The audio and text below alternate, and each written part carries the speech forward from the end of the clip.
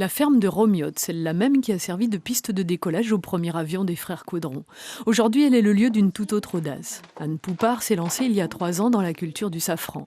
Et quand on avait l'habitude dans cette ferme de compter les récoltes par tonnes, elle les compte par grammes.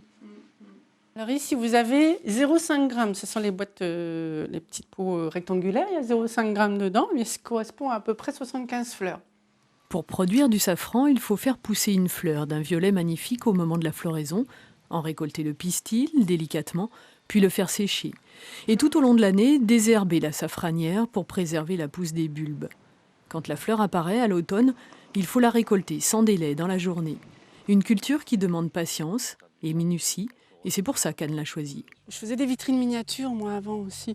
Donc j'ai toujours aimé ce qui était petit et, oui, précieux. Voilà, je sais pas, la couleur, le fait qu'elle ne fleurit que 24 heures aussi. Ce safran de la baie de Somme, on le retrouve en cuisine chez les restaurateurs de la côte. En crème brûlée ou en potage, ou comme ici en risotto de gambas au safran, décoré d'une feuille d'astère maritime. Les palais les plus fins lui trouvent un goût particulier. Les goûts sont un peu différents selon les régions, selon le soleil. C'est comme le vin, quoi. On trouve bien du vin blanc dans le sud de l'Angleterre qui est très bon, mais il n'a pas du tout le même goût qu'un vin du sud de la France, quoi.